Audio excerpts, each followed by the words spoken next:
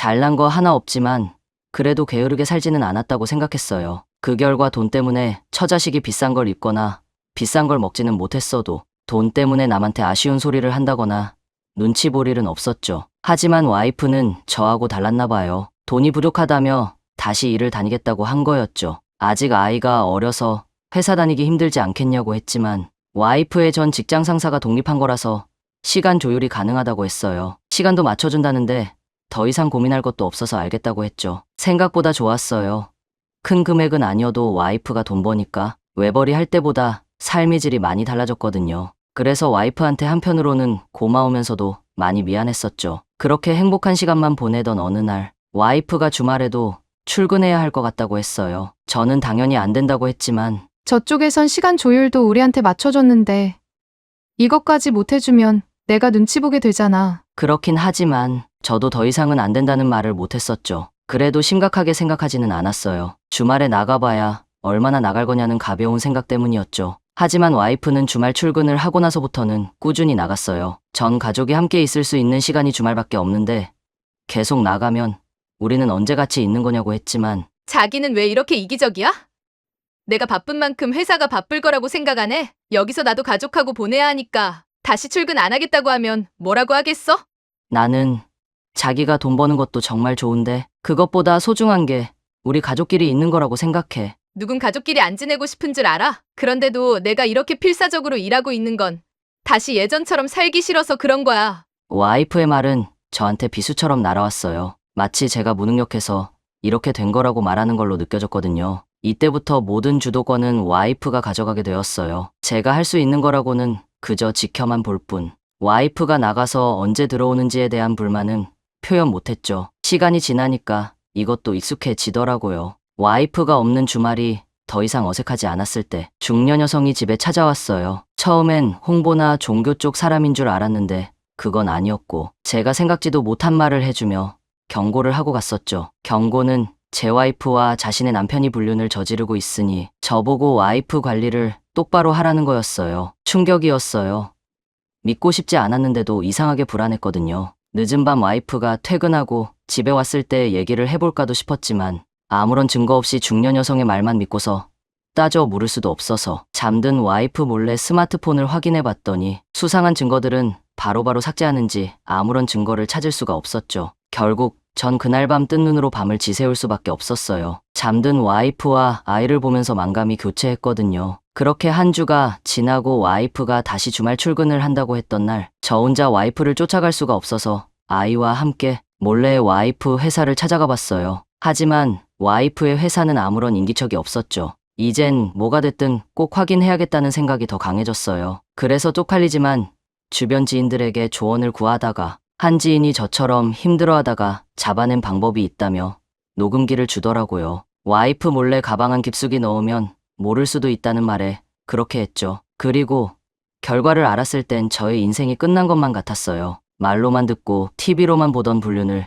제가 겪게 될 줄 몰랐거든요. 증거를 갖고 추궁하니까 그제야 와이프가 모든 걸 털어놓았어요. 이러면 안 된다는 생각을 하면서도 돈에 미쳐서 그런 거라는데 돈 때문에 그런 거 치고는 와이프의 목소리는 행복해 보였죠. 화도 나고 눈물도 났지만 고민할 수밖에 없었어요. 와이프도 눈물을 흘리며 사과를 하고 있고 옆에 아무것도 모르는 아이마저 울고 있으니까 여기서 제가 이혼을 하게 되면 제가 죄인이 된 것처럼 느껴졌거든요. 그래서 전 저를 위한 것도 와이프를 위한 것도 아닌 아이를 위한 선택을 했어요. 내가 너 좋아서 용서해주는 거 아니야. 전부 다 효선이 때문에 내가 참는 거니까 너가 말한 대로 다 정리하고 다시는 이런 일 없게 해. 고마워. 다시는 이런 일 없게 할게.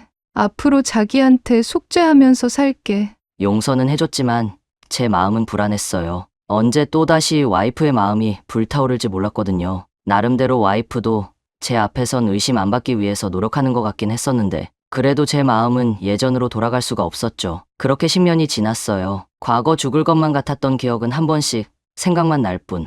이제는 나하고 상관없는 일이라고만 생각했었는데 이사를 하다가 와이프가 바람을 피웠을 때 쓰던 스마트폰을 보게 됐어요. 쳐다도 보기 싫었지만 그래도 이젠 다 옛날 일이니까 별 생각 없이 전원을 켜봤더니 역시나 모든 증거는 하나도 없었어요. 그런데 아무런 생각 없이 눌렀던 마지막 광고 문자를 클릭한 순간 전 경악하게 되었죠. 누르기 전까지는 쇼핑몰 광고 문자인 줄 알았는데 똑같은 글이 복사돼서 가짜인 척만 할 뿐 밑에는 불륜남의 메시지가 있었던 거였죠. 하나하나 확인해 본 결과 와이프는 저한테 사과한 이후로도 불륜남을 만났더라고요. 저한테 걸리고 나서는 길게 못 만나 아쉽다는 글이 가득했는데 왠지 모르게 지금도 만나는 느낌이 들어서 와이프한테 스마트폰 좀 쓰자며 확인해 봤더니 10년이 지났는데도 자주는 아니어도 한 번씩 만났더라고요. 슬펐어요.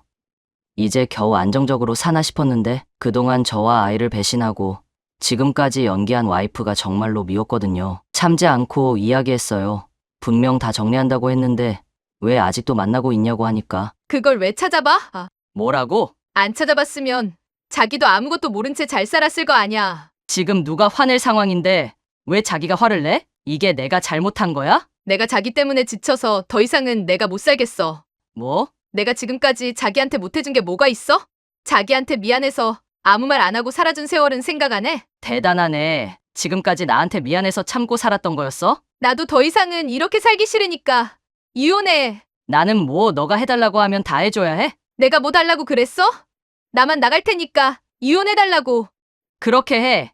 나도 너처럼 불안하게 살기 싫으니까 당장 짐 챙기고 나가. 앞으로는 상간남하고 살고 싶어서 그랬는지 몰라도 와이프는 아무것도 필요 없으니까 이혼만 해달라고 했어요. 저 역시 더 이상은 이렇게 살기 싫기도 했고 딸 역시 와이프의 외도를 알게 되면서 제 편을 들어주길래 이제는 정리를 해야겠다는 생각으로 와이프와 이혼을 하게 되었죠. 혼자서 딸아이를 키운다는 건 보통 일이 아니었지만 슬프게도 딸은 이혼의 영향 때문인 건지 어린 나이에 빨리 철이 들어버렸어요. 그래서 제 몸은 편하긴 했지만 마음은 편하지 않았죠. 그러다 딸이 19살쯤 되었을 때 갑자기 엄마 이야기를 했어요. 알고 보니까 와이프가 한 번씩 딸한테 몰래 연락을 했던 것 같더라고요. 그런데 이제 와서 딸이 저한테 엄마 이야기를 했던 이유는 시간이 지났으니까 서로 용서해주면 안 되겠냐는 말을 꺼내고 싶었던 거였어요. 황당했지만 그래도 딸의 얘기를 끝까지 들어줬죠. 들어보니까 와이프가 왜 다시 집에 들어오고 싶은지를 알게 되었죠. 상간남은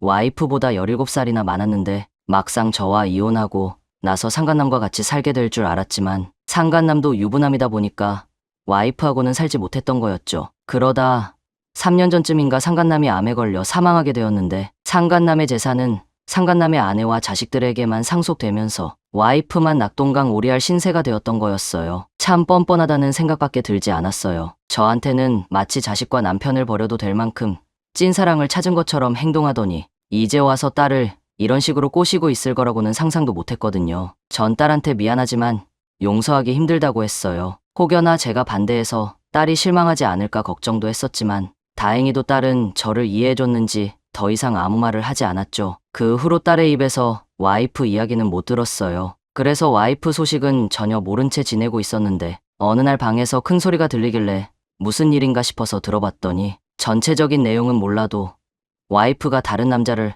또 만나는 것 같더라고요. 딸은 그동안 온전한 가정에서 자라지 못한 이유가 엄마라는 것을 알고 있었음에도 다시 한번 가족이 되고자 노력을 하고 있었다고 생각했는지 와이프한테 어떻게 이럴 수 있냐며 화를 내고 있었던 거였어요. 제가 중간에 끼어들 수도 없었던 문제라서 모른 척 해주었지만 며칠 후 정리가 다 되었는지 딸은 저한테 더 이상은 엄마를 찾지 않겠다고 했어요. 차라리 잘 된 거라고 생각을 했어요. 엄마라는 존재가 딸한테 의지는 될 수 있긴 하겠지만 와이프가 가진 성격을 생각하면 딸한테 안 좋은 점이 많다고 생각했거든요. 이제는 다 끝났지만 그래도 전 죽을 때까지 딸한테 죄인처럼 살아야 할 것 같아요. 머리로는 제 잘못이 아니라고 하지만 결국은 그런 엄마를 선택한 것도 저라고 생각돼서인지 쉽게 털어내지는 못할 것 같거든요. 그래도 지금까지 해왔던 것처럼 부족하지만 딸을 위한 인생을 살 생각이네요.